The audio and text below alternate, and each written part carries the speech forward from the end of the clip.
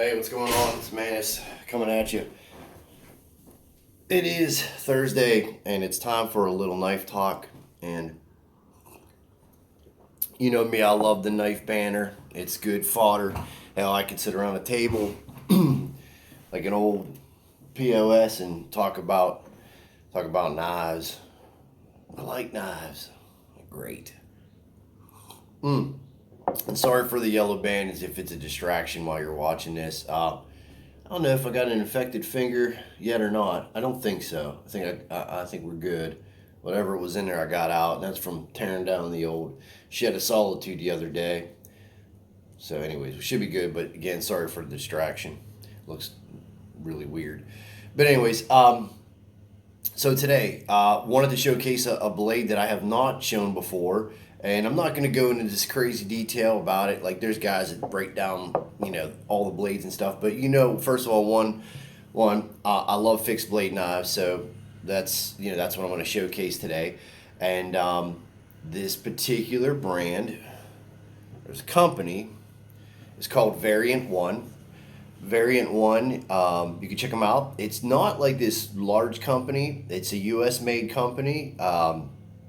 Everything's made in house, from what I could dig up, and I do know for a fact they got to be some legitness, because most of their drops, and that is when they come out with a batch. Like a drop is when a company comes out with a bunch of knives, maybe 100 or 200. They drop them, and they're gone. If they're a good company and they're well liked and reputable and the design is awesome, they go fast. This company only has, honestly, that I think they have like 3 knife models, maybe fixed blade. They have some kind of, like, not a push dagger. Well, there is a push dagger I think they have, but they also have a use it on a plate carrier, but it's a piercing tool. Let's just put it that way. And I'm thinking about snagging that. It's pretty wicked, and it can do a lot of work even despite being a punching tool, piercing tool. I'm sorry, but anyways, Variant One, again, a company that puts out some products that go very quickly.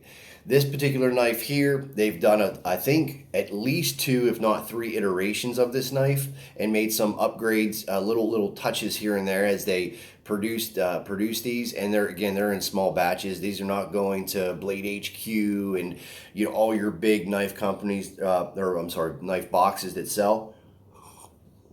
You get it straight from the site, and when they're done, they're done. So this is the Archangel. I believe roughly 7.75 inches, so almost 8, but not quite. It is a very slim profiled knife. I believe this one is This is S35 or S45 steel. I'll double check. It just came in. I just didn't do my homework, so I apologize. Either way, you can see that this thing is meant to be concealed carry. It is, and you can see this on their website. This particular blade is made for self-defense. Can be held beautifully in forward grip and also reverse grip. Money in the bank. All right. The blade is not wide nor thick. It's just right for what it's made to do. The design, you could call it an elongated drop blade, or just a dagger blade. Well, no, it's not dagger, but elongated drop blade. We've got a kind of I don't know if you want to call it a swedge, but it's a false edge up top. I do believe they have a model that does have the actual blade, so it's two-sided, if you will. The jimping is new on this particular knife that I have in hand, because they did not have jimping on the first edition of this knife, or version of this knife. I know for a fact, because I owned one years ago, which I did not like. I like jimping on the back of a blade. I think it's necessary depending on what the blade's being used for, why it was designed. But not having it is not. I mean, it's not a deal breaker. But if you're running a two-bladed side knife, it ain't gonna be cool if that thumb slips forward, right? You just cut your thumb. So, but anyways, on this model, it wouldn't be detrimental, but it is nice to have that jimping. The scales have a really unique texture to them. G10, that just is the way it's carved out and textured, really cool, not going to lose grip in the hand. So keep that in mind. I think a gloved hand would be fine. I think there's some knives that are better with gloved hand, or just made to consider, if you're in the field and you have gloves on. This one here feels great barehanded with no gloves. And again, low profile, slim profile, great to carry in the waist. Variant 1. Check them out. Price range, well, brand new, I think you're looking around 300 if you can find them. 325.